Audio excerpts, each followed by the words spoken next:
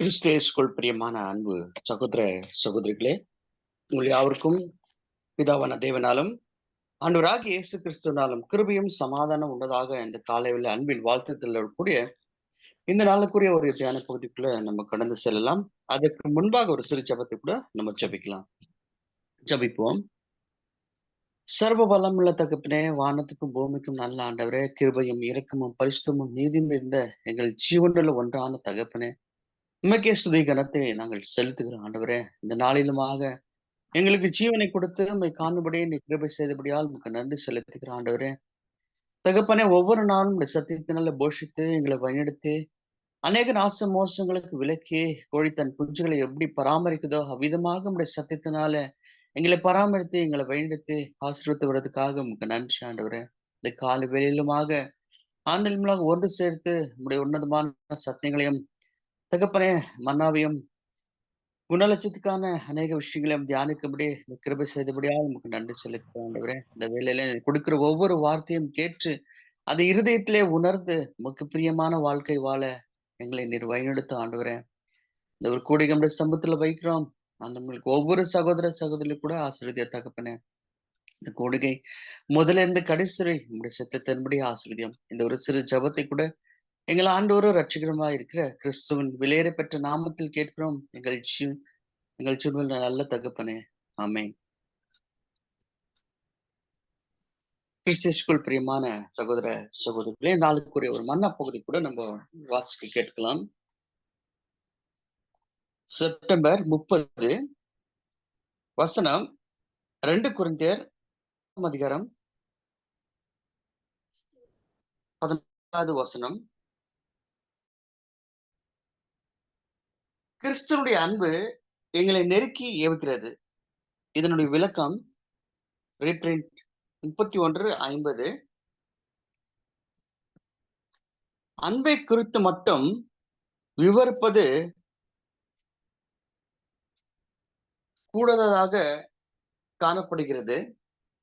ஆதலால் நாம் அதன் நடத்தையை குறித்தும் விவரிக்கலாம். அன்பை பெற்றிருப்பவர்கள் அதை வெளிப்படையாக தங்கள் நல் நடத்தையின் மூலம் அது தேவனுடையது என்று காட்ட முடியும். இருதயத்திலும் நாவிலும் தங்கள் கைகளின் கிரியிலும் சிந்தனையிலும் தங்களை முற்றிலும் தேவ சாயலுக்கு ஒத்ததாக காட்டக்கூடியவர்களாய் இருப்பார்கள். கிறிஸ்தன் சீசர்களாகவும் மாணவர்களாகவும் அவருடைய பள்ளியில் நாளுக்கு நாள் அன்பில் அதிகமாக வளர்ந்து பூர்ணப்பட்டு மேலான அழைப்பை பெற முயல வேண்டும். இதை நமது அனுதின ஜீவியத்தில் வார்த்தையிலும் சிந்தையிலும் செய்கையிலும் பயன்படுத்தி பூர்ணப்பட வேண்டும். இதை குறித்து கவிஞன் எழுதியது ஒவ்வொரு அன்பான நிழலும் வெளிச்சமாய் இருப்பது போல ஒவ்வொரு கிருபையும் அன்பாய் இருக்கிறது. கிறிஸ்தேசுக்குள் பிரியமான அன்பு சகோதர சகோதரிகளே, இந்த வசன பகுதியை நம்ம பார்க்கும்போது 2 கொரிந்தியர் 5ஆம் அதிகாரம் 14வது வசனம், கிறிஸ்துவனுடைய அன்பு எங்களை நெருக்கி ஏவுகிறது.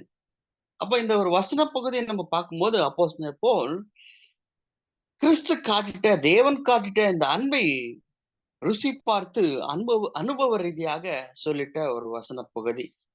சோ இந்த அன்பை பற்றி விவரிப்பது அல்லது வர்ணிப்பது கூடாதாக தோன்றினாலும் அதை பார்க்கலாம் அதன் நடத்தை அல்லது அதன் செயல்களை விளக்குவதே மிக சிறந்ததா இருக்குது. ரொம்ப ஒரு சிறந்ததா இருக்குது. அன்பு பற்றி நம்ம விவரிப்பதும் இல்ல வர்ணிப்பதும் அது கூடுதலாக இருந்தாலும் சரி, ஆனா அதை காட்டிலும் எது ரொம்ப சிறந்தது அப்படின்னு பாத்தீங்கன்னா அதனுடைய செயல்களையும் அதனுடைய நடத்தைகளும் அதை வந்துட்டு விவரிப்பதும் அதை காட்டுகிறதுமே ரொம்ப ஒரு சிறந்ததாக இருக்குது அப்படின்னு நம்ம பார்க்கிறோம். காரணம் என்னன்னு பாத்தீங்கன்னா அன்பினுடைய ஒரு செயல்பாடுகள் நம்ம பார்க்கும்போது இதுல மிக சிறந்த ஒரு உதாரணம், மிக சிறந்த ஒரு எடுத்துக்காட்டு யாரா இருக்கலாம் அப்படின்னு நம்ம பாத்தீங்கன்னா நம்முடைய பிதாவாகிய தேவனும் கர்த்தராகிய இயேசு கிறிஸ்துவே ஒரு சிறந்த ஒரு நம்மளுக்கு ஒரு உதாரணமாகும் ஒரு எடுத்துக்காட்டாகும் இருக்குது அப்படின்னு நம்ம பாக்குறோம். நம்முடைய பிதாவாக தேவன் காட்டின அன்பும் நம்முடைய கர்த்தராக இயேசு கிறிஸ்து காட்டின அன்பும் இதுதான் ரொம்ப ஒரு சிறந்ததா இருக்குது. அப்படின்னா நம்முடைய பிதாவாகிய தேவன் அன்பாகவே இருக்கிறார். அவர் காட்டிட்ட அன்பு பாத்தீங்கன்னா, தன்னுடைய ஒரே பேரான குமாரனை நமக்காக என்ன பண்ணாருன்னா, பலியாக அவர் கொடுத்துட்டாரு. அது மட்டுமல்ல, நம்முடைய ஆண்டவராகிய இயேசு கிறிஸ்து காட்டின அன்பு, பிதாவுக்கு கீழ்ப்படிந்து நம்ம மேல வைத்த அன்பின் நிமித்தம் தன் ஜீவனையே நம்மளுக்காக ஜீவ பலியா என்ன பண்றாருன்னா ஒப்பு கொடுக்கிறார். அப்போ இந்த 2 அன்பும் நம்மளை எப்படி ஆஹ் ஏவுகிறதுன்னா, அதுதான் அப்போஸ்தலனான பவுல் சொல்றாரு, எங்களை நெருக்கி ஏவுகிறது. எந்த அன்பு? அவங்க காட்டுட்ட அன்பு தான் எங்களை நெருக்கி என்ன ஆகுதுன்னா ஏவுகிறது அப்படின்னு சொல்றாரு. அப்போ முதல்ல அவர் காட்டின அப்படின்னா, அவர் முந்தி அன்பு கூர்ந்ததினால், நாம அன்பு கூர்ந்ததினால் அல்ல, அவர் முந்தி அன்பு கூர்ந்ததுனால நாம என்ன பண்றோம்னா அவரிடத்துல அன்பு வச்சிருக்கிறோம். அப்போ இப்படியாப்பட்ட ஒரு அன்பு யார் பெற்றிருப்பார்கள்? யார் பெற முடியும்? இப்படியாப்பட்ட ஒரு அன்பு அப்படின்னு நம்ம பார்த்தீங்கன்னா, இந்த அன்பை வெளிப்படையாக தங்கள் நல் நடத்தையின் மூலம் இந்த அன்பு தேவனுடையதென்று காட்டக்கூடியவர்களே.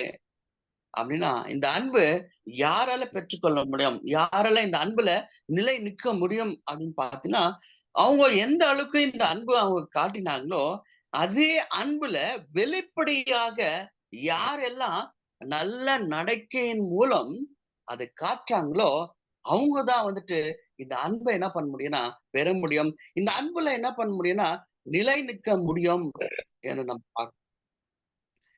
அப்போ இந்த அன்பு எப்படி இதை வெளிப்படையாக நம்ம காட்டுறது அப்படின்னு நம்ம பார்க்கும்போது, தேவனிடத்தில் அன்பு கூறுகிறேன் என்று ஒருவன் சொல்லியும் தன் சகோதரனை பகைத்தால் அவன் பொய்யனாய் இருக்கிறான்.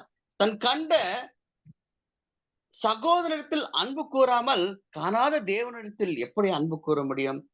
தேவனிடத்தில் அன்பு கூறுகிறவன் தன் சகோதரனிடத்தில் அன்பு கூற வேண்டும் என்கிற இந்த கற்பனையை அவராலே பெற்றுக் கொள்ளுகிறோம். அப்படின்னா இந்த ஒரு விஷயம் வெளிப்படையாக நம்ம காண்பிக்கும் போது நம்முடைய இருதயத்திலும் நாவிலும் தங்கள் கையின் கிரிகிலும் சிந்திலும் நடுக்கிறவர்களே இவர்களே இந்த அன்பை என்ன பண்ணணும்னா தங்களுக்குள்ள பெற்றுக்கொள்ள முடியும். அப்போ இப்படி தங்கள் இருதயத்திலும் நாவிலும் தங்கள் கையின் கிரிகிலும் சிந்தையிலும் நடக்கிறவர்கள் எந்த ஒரு சாயலுக்கு அங்க ஒத்ததாக நடக்கிறார்கள் அப்படின்னு நம்ம பார்த்தீங்கன்னாக்கா, தேவனுடைய சாயலுக்கு ஒத்ததாக அவங்க இந்த அன்பை காட்டக்கூடியவர்களாக இருக்கிறார்கள்.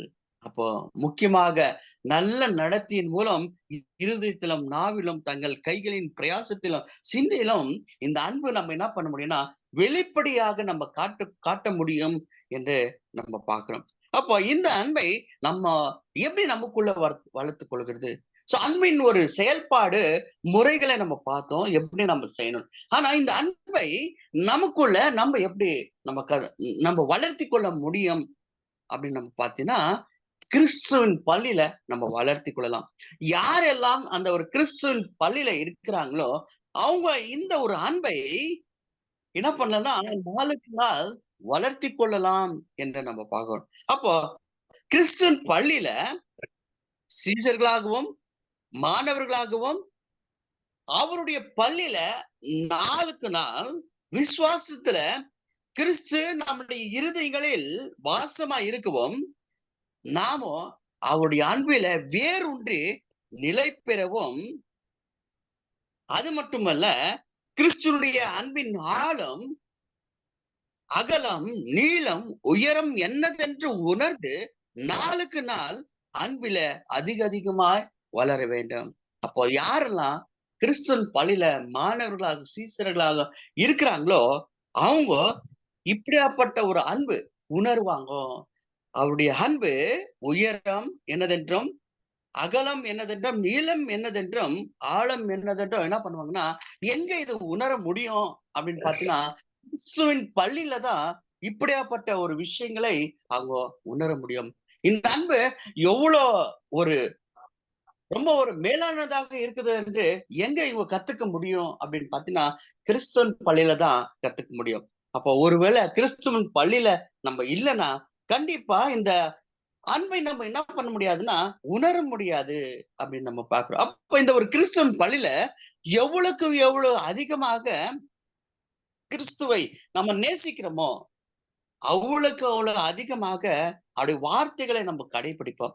அப்போ எவ்வளவு நம்ம நேசிக்கிறோமோ கிறிஸ்துவை, அதே மாதிரி அவருடைய வார்த்தைகளை கூட நம்ம என்ன பண்ணுவோம்னா கடைபிடிப்போம். பல துன்பங்கள், பல சூழ்நிலைகள் நமக்கு நேரிட்டாலும், நம்மை அது தாக்கினாலும், இந்த அன்பு நம்மளை ஏவுகிறதுனால, நம்ம என்ன பண்ணணும்னா, இந்த அன்பின் தன்மைக்குள்ள நம்ம போயிடுவோம் அப்படின்னு நம்ம பார்க்கிறோம். அப்போ இப்படி பல சூழ்நிலைகள் நம்மளுக்கு வந்தாலும் சரி, நம்ம கிறிஸ்துவின் பள்ளியில நம்ம இருக்கிறபடியினால, இந்த அன்பை நம்ம என்ன பண்றோம்னா, நம்ம கத்துக்கிறோம் என்று நம்ம பார்க்கிறோம். சோ கத்துன்னு இந்த அன்பின் மேலான அழைப்புல நம்ம என்ன பண்றோம்னா, உறுதியாகி இருந்து இந்த அன்புல பூரணப்படுறதுக்கும் நம்மள வழிவகுக்குது அப்படின்னு நம்ம பார்க்கிறோம். அந்த மாதிரி நம்ம பார்க்கும்போது கவிஞன் சொன்னது போல ஒவ்வொரு அன்பான நிழலும் வெளிச்சமா இருக்குது. ஒவ்வொரு அன்பான ஒரு நிழல் கூட வெளிச்சமா இருக்குது. அந்த மாதிரி ஒவ்வொரு அன்பான கிருபையும் அதுல அந்த கிருபையில என்ன கலந்திருக்குன்னா, அன்பு கலந்திருக்குது அப்படின்னு சொல்றார். அப்போ ஒவ்வொரு அன்பான நிழலும் வெளிச்சம் இருக்கிறது போல, ஒவ்வொரு அன்பான கிருபையிலும் என்ன இருக்குதுன்னாக்கா, அன்பு கலந்திருக்குது. அப்ப இந்த கிருபை என்பது தேவன் காட்டிட்ட இலவசமான ஒரு ஆசீர்வாதம் என்று நம்ம பார்க்கிறோம். அப்ப தேவன் காட்டுற இந்த ஒரு இலவசமான ஒரு கிருபையில அன்பு என்ன இருக்குன்னா கலந்து இருக்குது அப்படின்னு நம்ம பார்க்கிறோம். அப்போ பாத்தீங்கன்னா இந்த நாளுக்கு ஒரு மன்னால பாத்தீங்கன்னா கிறிஸ்துவின் அன்பு எங்களை நெருக்கி ஏவுகிறது அப்படின்னு நம்ம பார்க்கிறோம். அப்போ அந்த மாதிரி அவருடைய அன்பு நம்மளை நெருக்கி ஏவுகிறதுனால நாம என்ன பண்ணா அன்பில வேரூன்றி கிறிஸ்துவின் பள்ளியில நாளுக்கு நாள் வளர்ச்சி அடைய வேண்டும் என்று நம்ம பார்க்கிறோம். தேவன் தாமே இந்த ஒரு மன்னாவை ஆசீர்வதிப்பராக. அதை தொடர்ந்து நம்ம குணவளர்ச்சிக்கான வளர்ச்சியை நம்ம தொடர்ந்து பார்த்துட்டு வரோம். தலைப்பு பார்த்தீங்கன்னா விசுவாசம் என்ற தலைப்புல அநேக விஷயங்களை, அநேக கேள்விகளை, பதில்களை நம்ம பார்த்துட்டு வந்துட்டோம். தொடர்ச்சியாக 30வது கேள்வியில நம்ம இருக்கோம். தொடர்ச்சியாக அநேக ஒரு விஷயங்களை அதில் படிப்பினைகளை நம்ம பார்த்துட்டு வந்துட்டு இருக்கோம். சோ இன்னைக்கு கூட ரீப்ரிண்ட் 1798 நம்ம பார்த்துட்டு வந்துட்டு இருக்கோம். சோ இன்னைக்கு கூட நம்ம பார்க்கிற ஒரு தலைப்பு பார்க்கும்போது விசுவாசத்தினால் நீதிமான் பிழைப்பான். ரீபின் 1798 பேஜ் நம்பர் 44 45. விசுவாசத்தினால நீதிமான் பிழைப்பான், பின்வாங்கி போவானான் அவன் மேல் என் ஆத்துமா பிரியமாயிருது. அப்போ தேவன் இதுல ஒரு விஷயம் சொல்றாரு, யாரெல்லாம் விசுவாசிக்கிறாங்களோ அவங்கதான் பிழைப்பாங்க. ஒருவேளை யாரெல்லாம் பின்வாங்கி போறாங்களோ அவங்க மேல என் ஆத்மா என்ன வரக்குதுன்னா பிரியமா இருக்காது அப்படின்னு சொல்றாரு. அதனால நம்ம கெட்டு போக பின்வாங்குகிறாமல் ஆத்துமா ஈடேற நம்ம என்ன பண்ணலாம், விசுவாசிகளா இருக்கலாம் என்று நம்ம பார்க்கிறோம். எபிரியர் 10ஆம் அதிகாரம் 38, 39 வசனம். நிச்சயமாக இந்த ஒரு வசனம், நிச்சயமாக இந்த ஒரு வசன பகுதி சிந்திக்கக்கூடிய கிறிஸ்துவர்களுக்கு இந்த கருத்து தவற விட மாட்டார்கள் என்று அறிந்து இதை சொல்றாரு. நிச்சயமாக கிறிஸ்தவர்கள் இந்த ஒரு விஷயத்தை தவறி விட மாட்டார்கள் என்று நம்ம பார்க்கிறோம். அது அப்போஸ்தலன் பவுல் இந்த ஒரு வார்த்தைகளை முக்கியப்படுத்தி என்ன பண்றேன்னா இதை குறிப்பிடுகிறார். ஏன்னாக்கா இந்த ஒரு வசன பகுதிகள் உலகத்தாருக்கு என்ன பண்ணல சொல்லப்படவில்லை, மாறாக யாருக்கு இந்த வசன பகுதி சொல்லப்படுகிறது அப்படின்னு நம்ம பார்த்தீங்கன்னா, யாரெல்லாம் இயேசு கிறிஸ்துவை தங்கள் சொந்த இரட்சகராக ஏற்றுக்கொண்டு விசுவாசத்தினால் நீதிமானாக்கப்பட்டு போட்டவர்களுக்கு மட்டுமே என்ன ஆகுதுன்னா சொல்லப்படுகிறது. அப்ப இவங்களுக்கு மட்டுமே இந்த ஒரு வசன பகுதி சொல்லப்படுகிறது, மாறாக உலகத்தாருக்கு சொல்லப்படவில்லை. உலகத்தாருக்கு என்ன பண்ணல இந்த ஒரு விஷயங்கள் எழுதப்படவில்லை. அவங்களுக்கு மட்டுமே இந்த ஒரு ஆசீர்வாதம் இருக்குது அப்படின்னு நம்ம பார்க்கிறோம். விசுவாசம் நம்ம வைத்ததுனால மரணத்தை விட்டு அப்படின்னா மரண கட்டுகள் இருந்து நம்மளுக்கு என்ன இருக்குன்னா விடுதலையா இருக்குது. அது மட்டும் இல்ல புதிதான ஜீவனுக்குள் பிரவேசிக்கிற ஒரு வாய்ப்பு கூட நம்மளுக்கு கிடைக்கப்பட்டிருக்குது. சோ அவங்க வாழ்க்கையில பழைவுகள் ஒழிந்து போயின, எல்லாம் புதிதாயின என்று நம்ம பார்க்கிறோம். அது மட்டுமா அப்படின்னு பார்த்தீங்கன்னா, இவங்க கிறிஸ்துக்குள் புது சிருஷ்டிகளா இருக்கிறார்கள். தேவனுடைய புத்திரராக இருக்கிறார்கள். அது மட்டுமல்ல, கிறிஸ்துக்கு உடன் பங்காளிகளாக கூட இருக்கிறார்கள். அப்ப இவங்களுக்கு தான் எப்படியாப்பட்ட ஒரு பாக்கியம் கிடைக்கப்பட்டிருக்குது அப்படின்னு நம்ம பார்க்கிறோம். இவங்க ஆண்டவராகிய இயேசு கிறிஸ்துவின் பாடுகளை பங்கு அடைந்து, அவர் எப்படி பாடுபட்டு நம்மளுக்கு முன்மாதிரி வைக்கப்பட்டு போனாரோ, அந்த ஒரு பாடுகளில இவங்க பங்கு அடைந்து மரண வரைக்கும், அதாவது சிலுவையின் மரணம் வரைக்கும் அவருடைய அடிச்சுவடுகளை பின்பற்றி என்ன பண்ணுவாங்கனாக்கா, அவருடைய வழிகளில இவர்கள் நடப்பார்கள் என்று நம்ம பார்க்கிறோம். அப்போ இந்த ஒரு நித்திய ஜீவனில் ஜெனிப்பிக்கப்பட்டு பரலோகத்தில் அழியாமை என்ற நிலைமைக்கு அவங்க என்ன பண்ணுவாங்கன்னா, இந்த வழியில அவங்க நடத்தப்படுவார்கள் என்று நம்ம பார்க்கிறோம். சோ இந்த ஒரு விஷயங்கள், இந்த ஒரு வாக்குத்தத்தங்கள் யாருக்கு கொடுக்கப்பட்டிருக்குது அப்படின்னு நம்ம பார்க்கும்போது, இந்த ஒரு வகுப்பார்களுக்கு மட்டுமே அநேக ஒரு நிறைய ஒரு வாக்குத்தத்தங்கள் கொடுக்கப்பட்டிருக்குது. யாரெல்லாம் நம்ம ஆண்டவராகிய இயேசு கிறிஸ்துவின் அந்த ஒரு அடிச்சுவடுகளை பின்பற்றி நடக்கிறாங்களோ, அந்த நித்திய ஜீவுக்கான ஒரு ஜெனிப்பிடத்துல அதுல வழிநடத்தப்படுகிறார்களோ, அவங்களுக்கு தான் நிறைய ஒரு வாக்குத்தத்தங்கள் வைக்கப்பட்டிருக்குது என்று நம்ம பார்க்கிறோம். சோ இந்த ஒரு வாக்குத்தத்தங்களை எல்லாம் உறுதியாக நம்பி இவங்களோட வாழ்க்கையில நிச்சயப்படுத்திக் கொண்டு வாழும்போதுதான் இவங்களுடைய வாழ்க்கையில ஒரு பெரிய ஒரு மாற்றங்களை அவங்க அடையலாம். பெரிய பெரிய ஒரு மாற்றங்களை அவங்க அடையலாம் என்று நம்ம பார்க்கிறோம். ஒருவேளை நாம இவங்களை விசுவாசியாமல் போனால், இந்த ஒரு வாக்குத்தத்தங்களை எல்லாம் நம்ம விசுவாசியாமல் போனால் கண்டிப்பா நம்ம ஒரு பயணம் கிடையாது அப்படின்னு சொல்றாரு. ஒரு பயணம் இராது அப்படின்னு சொல்றாரு. அப்போ யாரெல்லாம் விசுவாசித்து அவங்க வாழ்க்கையில உறுதியாக நம்பி ஜீவிக்கிறாங்களோ, அவங்களுடைய வாழ்க்கையில தான் நிறைய ஒரு மாற்றங்களை அவங்க கண்டடைவாங்க ஒழிய, மற்றபடி அவிசுவாசம் உள்ளவர்களுக்கு ஒரே ஒரு பயன் கூட இந்த வாக்குத்தத்தங்களை அவங்க அடைய மாட்டாங்கோ அப்படின்னு சொல்றாரு. அப்போ தனிப்பட்ட விதத்துல இது நடக்கவில்லை என்றாலும் சரி, நம் விசுவாச வாழ்க்கையில நம்ம ஜீவிக்க வேண்டும். விசுவாச வாழ்க்கையில மட்டுமே இது பிரதிபலிக்க கூடியதாக இருக்குது. அப்போ நாம என்ன ஒரு நம்மளுக்கு கிடைக்கப்பட்டிருக்குது அப்படின்னு நம்ம பாத்தீங்கன்னா, நாம மரணத்தை விட்டு ஜீவனை நம்ம பெற்றிருக்கிறோம். இதுதான் நம்ம விசுவாசிக்கணும். சோ இந்த ஒரு விசுவாசத்துல தான் நம்ம உறுதியா இருக்கணும். நாம மரணத்தை விட்டு எதுல இருக்கிறோம்னாக்கா, ஜீவனுக்குள்ள நம்ம போயிட்டு இருக்கோம் என்ற ஒரு விசுவாசம், உறுதியான விசுவாசம் நம்மளுக்கு இருக்கணும். அது மட்டும் இல்ல, அந்த விசுவாசத்தை நம்ம என்ன பண்ணணும், நம்முடைய வாழ்க்கையில நம்ம தக்க வைத்துக் கொள்ளணும். எந்த காரணத்து கொண்டும் அந்த விசுவாசத்துல நம்ம இடறி விழாம, பின்வாங்காம, நம்ம போகாம, அந்த ஒரு விசுவாசத்தை நம்ம ரொம்ப ஜாக்கிரதையாக நமக்குள்ள தக்க வைத்து கொள்ளணும். அதே மாதிரி அந்த விசுவாசத்துல வளர்ச்சி அடைந்து சத்திய வார்த்தையை நம்ம என்ன பண்ணணும்னா உட்கொண்டு ஆவியின் மூலம் வழிநடத்தப்பட வேண்டும் என்று நம்ம பார்க்கிறோம். மாறாக சுயநலம், சொந்த யோசனைகள், நம்மளுடைய வழிகள் இல்லாமல் யாருடைய வழியில நம்ம நடக்கணும்னாக்கா, அந்த விசுவாசத்துல வளர்ச்சி அடையணும். அதே சமயம் அந்த சத்திய வார்த்தைகளை நமக்குள்ள உட்கொண்டு ஆவியின் மூலம் நம்ம என்ன பண்ணணுமா வழிநடத்தப்பட வேண்டும் என்று நம்ம பார்க்கிறோம். சோ இந்த மாதிரி நாம விசுவாசத்துல வளர்ச்சி அடையும் போது நம்மளுக்கு இந்த இக்காலத்திலும் சரி, வரப்போகிற காலத்திலும் சரி, நம்மளுக்கு அதிகபட்சமாக சலுகைகள் நம்மளுக்கு இருக்குது. அதிகபட்சமான ஒரு சலுகை நம்மளுக்கு கிடைக்குது அப்படின்னு நம்ம பார்க்கிறோம். அப்போ என்ன மாதிரி ஒரு சலுகைகள் நம்மளுக்கு கிடைக்குது அப்படின்னு நம்ம பார்க்கும்போது, நமக்குள்ள ஆண்டவருடைய ஒரு பிரசனம் நமக்குள்ள இருக்கிற ஒரு விஷயத்தை நம்ம என்ன பண்றோம்னா, அதை உணர்கிறோம். அது மட்டும் இல்ல, அப்பாவுடைய ஒரு சமூகத்தில் இருக்கிற ஒரு ஐக்கியத்தை நம்ம தினமும் அதுல மகிழ்ச்சி அடைந்து களி கூறுகிறோம். பிதாவினுடைய உறவு நம்ம மகிழ்ச்சி அடைந்து களி கூறுகிறோம். கிறிஸ்துவனுடைய ஒரு ஜீவன், அவருடைய ஒரு பிரசனம் நமக்குள்ள இருக்குது என்று நம்ம என்ன பண்றோம்னா நம்ம அதுல கூட மகிழ்ச்சி அடைக்கிறோம். சோ இந்த மாதிரி பரிசுத்தவான்களுக்கு ஒரு ஒரு ஐக்கியம் இருக்குது.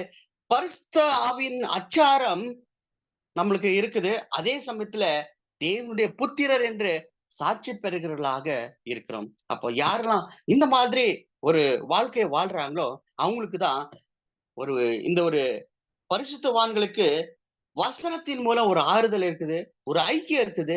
அடுத்து பாத்தீங்கன்னா பரிசுத்த ஆவியின் அச்சாரம் அவங்களுக்கு கொடுக்கப்பட்டிருக்குது. அது மட்டும் இல்ல தேவனுடைய புத்திரர் என்று சாட்சி சொல்லக்கூடிய ஒரு விஷயம் கூட கொடுக்கப்பட்டிருக்குது அப்படின்னு நம்ம பாக்குறோம். சோ இன்றைக்கு நமக்கு இருக்கிற மகிமையான நம்பிக்கையின் சிறப்பு உரிமைகள் நம்ம பார்க்கும்போது நம்ம ஊக்குவித்து நமக்குள்ள இருக்கிற அந்த புது சிருஷ்டி ஜீவனுக்குள் நம்மள என்ன ஆகுதுன்னா போகிறது அப்படின்னா கண்டிப்பா இந்த ஒரு விஷயம், இந்த ஒரு ரகசியம் உலகம் கண்டிப்பா அறியாது. நமக்குள்ள இருக்கிற அந்த புது சிருஷ்டியின் ஜீவன் உலகம் என்ன ஆகுதுன்னா அறியாது. நாம அனுதினமும் அப்படி சத்தியம் அப்படி ஆகாரத்தை உட்கொண்டு அந்த ஜீவனுக்குள்ள இருக்கிறது தான் அந்த ஒரு ரகசியமா இருக்குது அப்படின்னு நம்ம பாக்குறோம். அப்போ நாம உலகத்தை விட்டு அது ஆவியை விட்டு தனித்து என்ன பண்றோம்னா நம்ம வாழ்ந்துன்னு இருக்கிறோம். நம்முடைய வாழ்க்கை பாத்தீங்கன்னா உலகத்தை விட்டு அந்த உலகத்தின் ஆவி விட்டு தனித்து நம்முடைய ஜீவனம் இருக்குது. சத்தியம் நம்மளுக்கு உணவாக இருக்குது. சோ அந்த உணவை உட்கொண்டு நாம என்ன பண்றோம்னா நம்முடைய வாழ்க்கையில ஆவிக்குரிய ஒரு பிரகாரமாக நம்ம வாழ்ந்துன்னு இருக்கிறோம். இது வந்துட்டு விசுவாசித்தால் மட்டுமே நம்மளுக்கு நடக்கும். கண்டிப்பா விசுவாசம் இல்லாமல் கண்டிப்பா இந்த ஒரு விஷயம் நம்மளுக்கு நடக்காது. அப்படின்னா உலகத்தின் வாழ்க்கைக்கு நம்முடைய ஒரு வாழ்க்கை பார்த்தீங்கன்னா முரணான ஒரு வாழ்க்கையை நம்ம வாழ்ந்துட்டு இருக்கிறோம். அப்போ உலகத்தை விட்டு நம்ம என்ன பண்ணிக்கிறோம்னா நம்முடைய வாழ்க்கை இருக்குது அப்படின்னு நம்ம பார்க்கிறோம். உலகத்தின் ஆவி விட்டு நம்ம பண்ணிக்கிறோம்னா நம்ம வாழ்ந்துட்டு இருக்கோம். அப்போ பொதுவாக காணக்கூடியவர்கள் அந்த ஒரு வாழ்க்கை பார்த்தீங்கன்னா மாம்சத்தின் விருப்பங்கள் உலகத்தின் வாழ்க்கையா இருக்குது. பொதுவான நம்ம கண்ணுனால பார்க்கிற ஒவ்வொரு விஷயமும் மாம்சத்தின் விருப்பங்கள் இவைகள் எல்லாமே எப்படி இருக்குன்னா உலகத்தின் வழிபாடுகள் உலகத்தின் வாழ்க்கையா இருக்குது. இவர்கள் இப்படி உலகத்தின் விருப்பத்துக்கும் உலகத்தின் வழிபாடுக்கும் மாம்சத்தின் விருப்பங்களும் வாழ்கிறவர்கள் இவர்கள் என்ன பண்றாங்கனாக்கா சிருஷ்டிகரின் கோரிக்கை விரும்பாமல் முற்றிலும் நிராகரித்து இவங்க என்ன பண்ணீங்கன்னா வாழ்ந்துன்னு இருக்காங்க. அப்படின்னா பொதுவான வாழ்க்கை வாழ்றவங்க மாம்சத்தின் விருப்பங்களுக்கு உலகத்தின் வழிபாடுக்கு இவங்க வாழ்றவங்க எப்படி இருக்கிறான்னு பாத்தீங்கன்னா தேவனுடைய ஒரு கோரிக்கைக்கும் விருப்பங்களுக்கும் முற்றிலுமாக நிராகரித்து இவங்க என்ன பண்ணிக்கிறேன்னா வாழ்ந்துட்டு இருக்காங்க. தங்களுடைய விருப்பங்களையும் தங்களுடைய நோக்கங்களையும் தங்கள் கண்கள் காண்கிற ஒவ்வொரு விஷயத்திலும் நியாயம் தீர்த்து அவங்க என்ன பண்றாங்கன்னா அவங்களுடைய வாழ்க்கையை அவங்க வாழ்ந்துட்டு இருக்காங்க. அப்போ தெய்வீக வார்த்தையின் மேல் இவங்களுக்கு என்ன இல்லைன்னாக்கா விசுவாசம் இல்லை. அதே சமயத்துல பார்க்கும்போது தெய்வீக ஒரு வார்த்தையின் மேல கூட அவங்களுக்கு ஒரு நம்பிக்கை கூட இல்லை என்று நம்ம பார்க்கிறோம். எந்த விதத்திலும் தேவனை அவங்க ஒரு பொருட்டாக என்ன பண்றதுல தங்க இருதயத்துல அவங்க எண்றதில்ல. பூமிக்குரிய ஒரு பரிசுகளை பெற்றதுக்காக அவங்க தீவிரமா என்ன பண்ணாங்கன்னா முயற்சி செய்யறாங்க. இந்த மாதிரி உலகத்தின் வழிபாடுக்கும் உலகத்தின் விருப்பங்களுக்கு செயல்படுகிறோ இந்த மாதிரி அவங்க செயல்படுகிறார்கள் என்று நம்ம பார்க்கிறோம். ஆனா தேவனுடைய உண்மையான பிள்ளைகள் இந்த மாதிரி இருக்க மாட்டாங்க. தேவனுடைய உண்மையான பிள்ளைகள் இப்படி அவங்க வாழ மாட்டாங்க. அவங்க காணப்படாதவங்கள நித்திய மாணவர்களை அவங்க விசுவாசிப்பாங்க. காணப்படாத இருக்கிற ஒரு விஷயத்தை அவங்க என்ன பண்ணுவாங்கன்னா தேவனுடைய பிள்ளைகள் அதை விசுவாசிப்பாங்க. அப்போ காண்பது அனித்திய மாணவர்கள் என்று மனசுல அவங்க நினைச்சுப்பாங்க. அப்ப கண்ணுல காண்றது எல்லாமே அது அனித்தியமான அது நிரந்தரம் கிடையாது, எல்லாமே மாயம் என்ற ஒரு விஷயத்தை தேவனுடைய பிள்ளைகள் என்ன பண்ணுவாங்கன்னா தன் இருதயத்துல அவங்க உணர்வாங்க. அப்போ அதனால அவங்க இந்த உலகத்துக்கு அல்ல, தேவனுடைய பிள்ளைகள் இந்த உலகத்துக்காக அவங்க வாழ்றதுல மாறாக தேவனுடைய ராஜ்யத்துக்காகவும் மேலானவர்களுக்காகவும் அவங்களுடைய வாழ்க்கை இருக்கும் என்று நம்ம பார்க்கிறோம். அப்போ யாரெல்லாம் வந்துட்டு பார்க்கும்போது இந்த உலகத்தின் விஷயங்களை இந்த உலகத்தின் காரியங்கள் எல்லாமே அனித்தியமானங்கள், எதுவுமே நிரந்தரம் இல்லை, எல்லாமே ஒரு நாளைக்கு மாயாக இருக்குது என்று தேவனுடைய பிள்ளைகள் உணர்ந்து தேவனுடைய ராஜ்யத்தையும் மேலானவைகளையும் அவங்க என்ன பண்ணுவாங்கன்னா நாடி தேடுவார்கள் என்று நம்ம பார்க்கணும். இவங்க இந்த உலகத்தில் இருந்தாலும் சரி, உலகத்தில் இவங்க இருந்தாலும் சரி, தேவன் அவங்களுக்கு வெளிப்படுத்தின விசேஷத்த ஒரு வாக்குத்தத்தங்களை அவங்க விசுவாச கண்களினால அவங்க பார்ப்பாங்க என்ன நம்ம பார்க்கிறோம். அப்போ இவங்க உலகத்துல இருந்தாலும் சரி, இவங்க வெளிப்படையாக தேவனுடைய வாக்குத்தத்தங்கள் அவங்க விசுவாச கண்களினால அவங்க பார்ப்பார்கள் என்ன நம்ம பார்க்கிறோம். இந்த விசுவாச ஜீவியத்தில் சகலவித எதிர்ப்புகள் வரும். ஆனாலும் அவங்களுடைய லக்கில அவங்க உறுதியா இருப்பாங்க. அவங்களுடைய நம்பிக்கையில அவங்க உறுதியா இருப்பாங்க. இந்த விசுவாச ஜீவியத்துல அநேக எதிர்ப்புகள், அநேக ஒரு துன்பங்கள், போராட்டங்கள் வந்தாலும் சரி, அவங்க இந்த ஒரு நம்பிக்கையில அவங்க கொடுக்கப்பட்ட அந்த லக்கில நம்பிக்கையில உறுதியா இருப்பாங்க. அது மட்டும் இல்ல அவங்களுடைய கொள்கையில மகிழ்ச்சியாக இருப்பார்கள். இந்த உலகத்தின் காரியங்களில மேன்மையாக எதை அவங்க இந்த உலகத்தின் இருந்தாலும் சரி, எதை மேன்மையாக எண்ணுவாங்க பாத்தீங்கன்னா, மேலானவைகளே அவங்க மேன்மையாக எண்ணுவாங்க. அதுலதான் அந்த ஒரு விசுவாசத்துலதான் அவங்க சார்ந்து இருப்பாங்க என்று நம்ம பார்க்கிறோம். ஒருவேளை கிறிஸ்துவ விசுவாசம் புறக்கணிக்கப்பட்டவர்கள் யாரெல்லாம் இந்த ஒரு கிறிஸ்துவ விசுவாசத்தை புறக்கணிக்கிறார்களோ, அவங்க விசுவாச வாழ்க்கைனா என்னன்னா அதே இடத்துல அவங்களுக்கு முற்று பெற்றுவாங்க. அப்படின்னா அவங்க முடிவு பெற்றுவாங்க. யார் ஒருவேளை கிறிஸ்துவ விசுவாசம் புறக்கணிக்கிறவங்க யாரு புறக்கணிக்கிறாங்களோ இந்த விசுவாசத்தை, அதே இடத்துல விசுவாச வாழ்க்கைய அவங்க என்ன பண்ணுவாங்கன்னா முடிவு பெற்றுவாங்க. அது மட்டும் இல்ல, அவங்களுடைய விசுவாசம் அந்த இடத்துல என்ன ஆயிடும்னா துண்டிக்கப்படும் என்று நம்ம பார்க்கிறோம். அதே சமயத்துல அவங்களுடைய ஆவிக்குரிய ஒரு பார்வை என்ன ஆயிடும்னா மங்கிவிடும். அவங்களுடைய ஆவிக்குரிய ஒரு பார்வை அவங்களுக்கு தெரியாது. அவங்கள கண் சொருகி போன குருடராக இருப்பார்கள் என்று நம்ம பார்க்கிறோம். அப்ப அந்த கண் சொருகி போன அவருடைய ஒரு ஆவிக்குரிய ஒரு பார்வை மங்கி போனதுனால அவங்கள சரியான விதத்துல ஆவிக்குரிய ஒரு விஷயங்களை சீர்தூக்கி பார்க்க முடியாது. எந்த ஒரு காரியத்தையும் எடுத்துக்கொண்டாலும் சரி, ஆவிக்குரிய ஒரு விஷயத்துல எந்த ஒரு காரியம் அவங்க சீர்தூக்கி பார்க்க முடியாது. காரணம், அவங்களுடைய ஆவிக்குரிய ஒரு கண்கள் என்ன ஆயிட்டு இருக்குன்னா மங்கி போயிட்டு இருக்கிறதுனால எந்த காரியத்திலும் அவங்க அந்த வழியில நடக்கிறதுக்கான வாய்ப்பே கிடையாது என்று நம்ம பார்க்கிறோம். அப்போ அந்த மாதிரி அவங்க இருக்கிற நிலைமையில சாத்தான் என்ன பண்ணுவான்னா அநேக உலக வஞ்சனைகளை அவங்க கண்ணு முன்னாடி வைத்து அந்த இழுத்து கொண்டு தேவனை விட்டு வெகு தூரம் போகும்படி சாத்தான் என்ன பண்ணிடும்னா செஞ்சிருவாங்க. அப்போ இந்த மாதிரி சாத்தான் என்ன பண்ணுவான் அநேக வஞ்சனையான காரியங்கள் அவங்களுக்கு கொடுக்கப்பட்டு அவங்களை இழுத்துன்னு தேவனை விட்டு வெகு தூரம் சாத்தான் என்ன பண்ணிடுவோம்னா அவங்களை கொண்டு போய் விட்டுடுவார்கள் என்று நம்ம பார்க்கிறோம். அப்போ இந்த நாளில் கூட நம்ம பார்க்கும்போது இந்த ஒரு படிப்பினை நமக்கு காணப்பட்டது. விசுவாசம் இல்லாமல் தேவனுக்கு பிரியமா இருப்பது கூடாத ஒரு காரியமா இருக்குது. அப்ப ஆத்துமா ஈடேற நம்ம என்ன பண்ணலாம், கெட்டு போகாமல் ஆத்துமா ஈடேற நம்ம என்னவா இருக்கணும்னாக்கா விசுவாசிகளாக இருப்போம் என்று நம்ம பார்த்துட்டோம். தேவன் தாமே இந்த ஒரு விஷயங்களை ஆசீர்வதிப்பார்கள். சோ இந்த இடத்துல நம்ம நிறுத்தலாம். இது தொடர்ச்சியாக நாளை தினத்துல நம்ம பார்க்கலாம். நம்ம முடிஜீவத்துக்குள்ள கடந்து செல்லலாம்.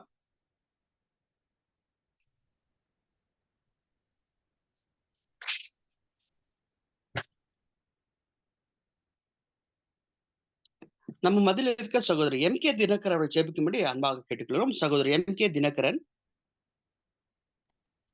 Yes, brother.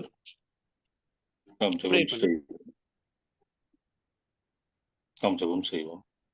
இன்னுமாக எங்களை அதிகமாக நேசிக்கிறார் எங்கள் அன்பின் பரலோக தந்தையே, நேற்றும் இன்றும் என்றும் என்றென்றும் மாறாதவர், சர்வ வல்லமுள்ள பிதாவாகிய தேவனே, மகா உன்னதங்கள் வீட்டிலிருந்து மனுமக்களை கண்ணோக்கி பார்க்கின்ற உண்டான மெய்தேவன், இரக்கமுள்ள தந்தையே, கிருபையுள்ள தகப்பனே, உம்முடைய நாமம் பரிசுத்தப்படுவதாக.